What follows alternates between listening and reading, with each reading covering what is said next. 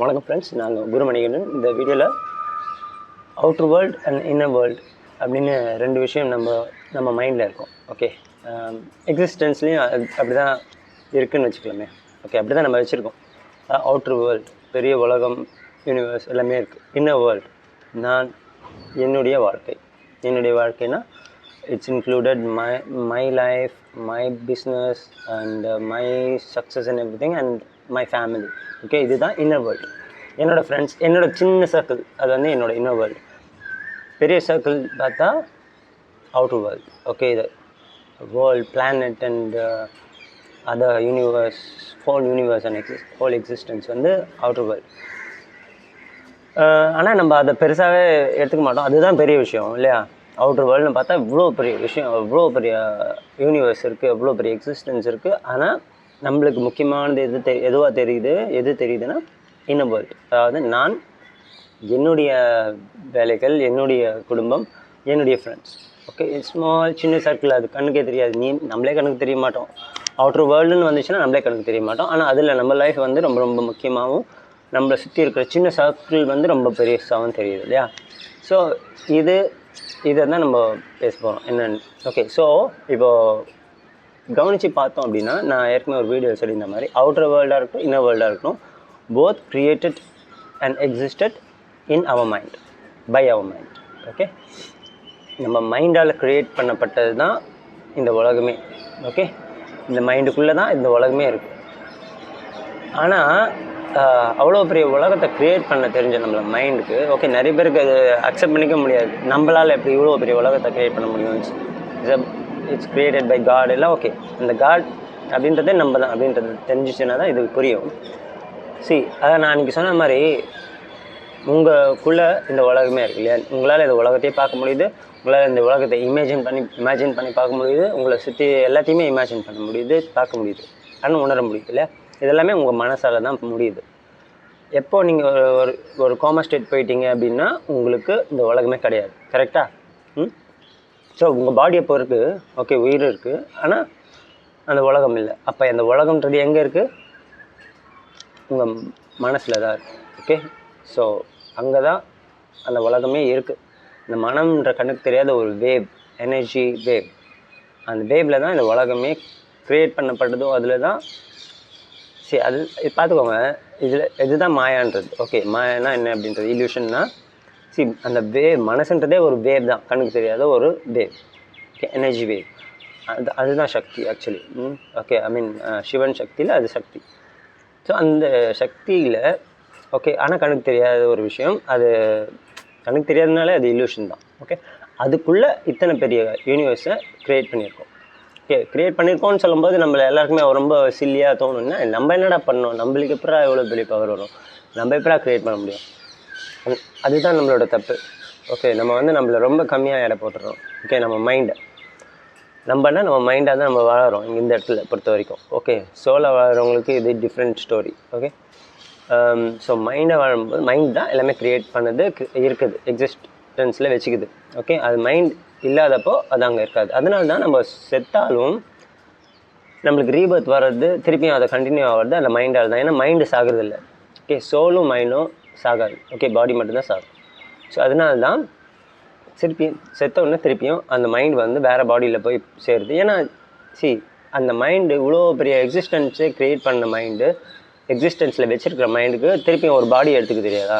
Okay, so Rebirth மேலே நம்பிக்கை இல்லாதவங்களுக்குலாம் இதுதான் புரிஞ்சுக்கிறதுக்கு ஒரு ஈஸியான ஒரு இதுவாக இருக்கும். ஏன்னா இது முதல்ல புரிஞ்சுக்கணும், மைண்ட்ன்றதே நம்ம வேர்ல்டு எக்ஸிஸ்டன்ஸ்ன்றது நம்ம மைண்டில் தான் எக்ஸிஸ்டன்ஸாக இருக்குது. நம்ம எப்போ கோமா ஸ்டேட் போனால் அது காணாமல் போயிடும்.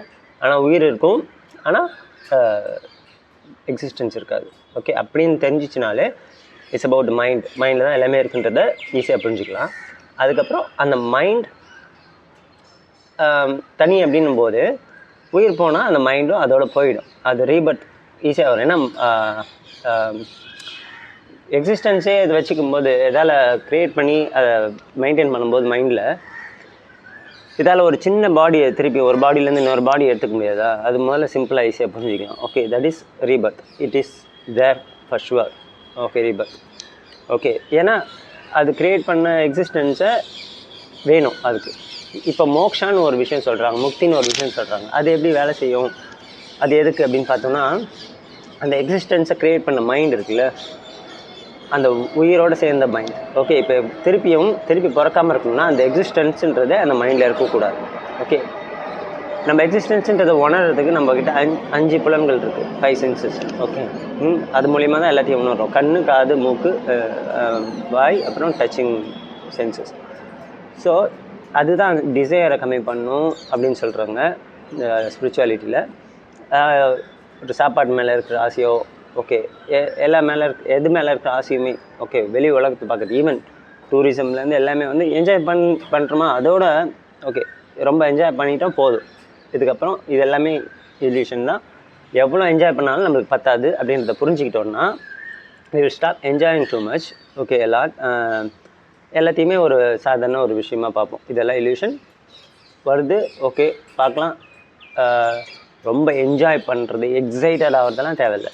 ஓகே, இது புதுசாக இருக்குது பார்க்குறதுக்கு. இது சுவிட்சர்லாந்து போகிறோம், சுவிட்சர்லாந்து சூப்பராக இருக்குது பார்க்குறதுக்கு. பட் அங்கே போயே ஆகணும், திருப்பி நான் சுவிட்சர்லாந்து போயே ஆகணும், திருப்பி வேறு இடத்த பார்த்தே ஆகணுன்றது டிசையர். ஓகே, அது வந்து அந்த டிசையர் மைண்ட்குள்ளே இருக்கும்போது என்ன ஆகும், ஓகே சுவிட்சர்லாண்டு க்ரியேட் பண்ணதும் மைண்டு தான். ஓகே, உலகத்தை க்ரியேட் பண்ணதும் மைண்டு தான். ஆனால் அது பார்க்கணுன்னு தோணுது, ஏன்னா க்ரியேட் பண்ணது அப்போ தான்.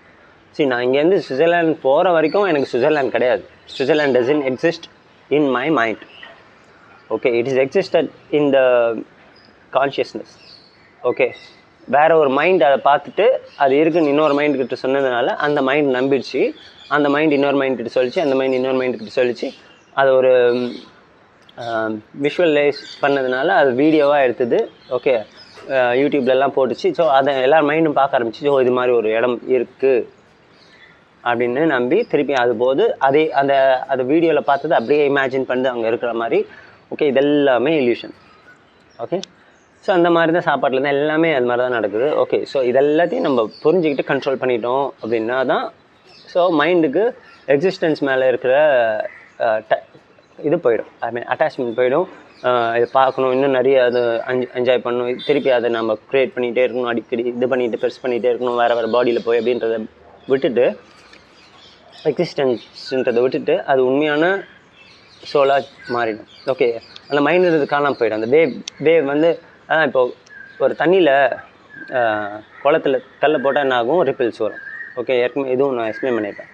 ஸோ அதுதான் பர்த். ஓகே, அந்த கல் தான் வந்து தாட், எனி தாட் இந்த மைண்ட்.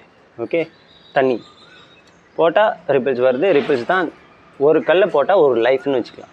ஓகே, ஒரு கல்லை போட்டோம், ரிப்பிள் வருது இல்லை, அந்த ரிப்பிள் வந்து லைஃப் அப்படியே போயிட்டே இருக்கும். அது முடியும் போது அது டெத்து வந்துடுச்சு. ஓகே, டெத்து வந்தோடனே திருப்பி இன்னொரு கல்லை போடலைன்னா அங்கே ரிப்பிள் வராது, no birth. Okay, that is மோக்ஷம், முக்தி. ஓகே, ஆனால் அந்த மைண்டில் திருப்பி அந்த தாட்ஸ் ஏதாவது ஒரு டிசையரோ இல்லை ஏதாவது ஒரு திங்கிங்கோ ஆம்பிஷன்ஸோ ஏதாவது ஒன்று இருந்துகிட்டே இருந்துச்சுன்னா திருப்பி நீ அந்த கல்லை போடுறேன்னு அர்த்தம். அந்த ஒரு தாட், ஆம்பிஷன்ற தாட்டோ, டிசைன்ற தாட்டோ, ஓகே, வெஞ்சன்ஸ்ன்ற தாட்டோ, ஓகே, ஏதோ ஒன்று இருந்துச்சுன்னா அது ஒரு கல். Okay, you are putting that stone again in that water bond and again you are getting the ripple. That is one more life. Okay, திருப்பியும் அது ரிப்பிள் போயிட்டே இருக்கும். ஓகே, லைஃப் போயிட்டே இருக்கும், முடிய போகுது லைஃபு. அதுக்குள்ளேயும் if you create some other desire again you are putting one more stone. இது keep on going, that is rebirth. Okay, எப்போ நீங்கள் கல் போடுறது ஸ்டாப் பண்ணுறியோ there is no ripple, there is only calm water. Okay, which is soul. Okay, so சோலில் அதான் wave சொன்னல, அதுதான் வேவ் தான் மைண்ட்.